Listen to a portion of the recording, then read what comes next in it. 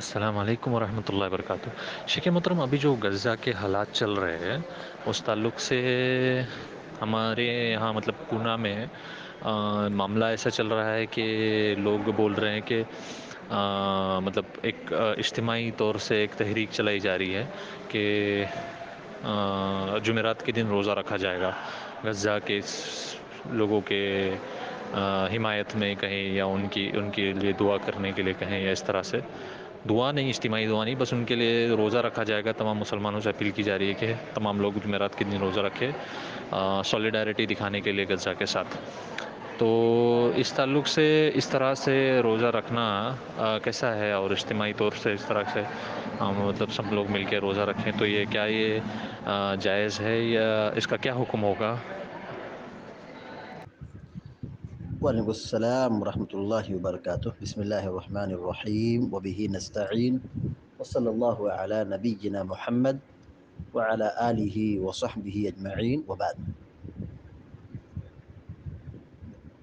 غزہ فلسطین کے جو حالات ہیں، ایسے موقع پر ہمیں قنوت نازلہ کا اہتمام کرنا چاہیے اور ان کے حق میں دعا کرنا چاہیے کہ اللہ تعالیٰ ان کی مغفرت فرمائے اور ان پر اپنی رحمت نازل فرمائے، اور ظالموں کے ظلم سے ان کی حفاظت فرمائے، اور ظالموں کے لیے بد دعا کرنا چاہیے۔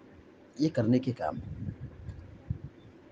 اس کے علاوہ اجتماعی طور پر روزہ رکھنا، یقیناً نفلی روزہ رکھنا بہت بڑی عبادت ہے، بہت بڑی فضیلت ہے، لیکن نفلی عبادت کو خاص کر دینا اور اجتماعی طور پر ادا کرنا، یا جس کو کہہ لیں گلوبل ڈے کے طور پر روزہ رکھنا، یہ بدعت ہے اور اس سے مسلمانوں کو پرہیز کرنا چاہیے۔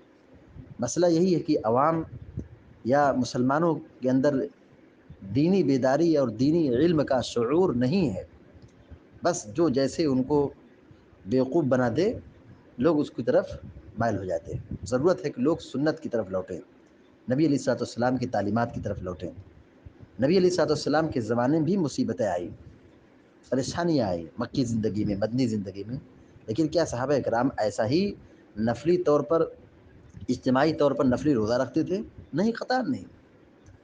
تو انہی بدعات اور انہی خرافات اور شرکیات کی وجہ سے تباہیاں آتی ہے، اور ان مشکلات کے دور میں ہمیں سنت کی طرف رجوع ہونا چاہیے، سنت کی طرف لوٹنا چاہیے، اور سنت کی پابندی کریں گے تب اللہ کی مدد آئے گی، اور بدعات کا راستہ اختیار کریں گے تو تباہی آئے گی۔ لہذا گزارش یہی ہے، نصیحت یہی ہے کہ جمعرات کے روز یعنی کل کے روز اجتماعی طور پر جو فلسطین کے حالات ہیں اس تناظر میں اجتماعی طور پر نفلی روزہ رکھنا جائز نہیں ہے، اس سے پرہیز کرنے کی ضرورت ہے۔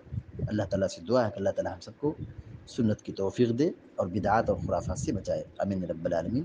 وصلی اللہ علی نبینا محمد وعلی آلہ وصحبہ اجمعین۔ السلام علیکم ورحمۃ اللہ وبرکاتہ۔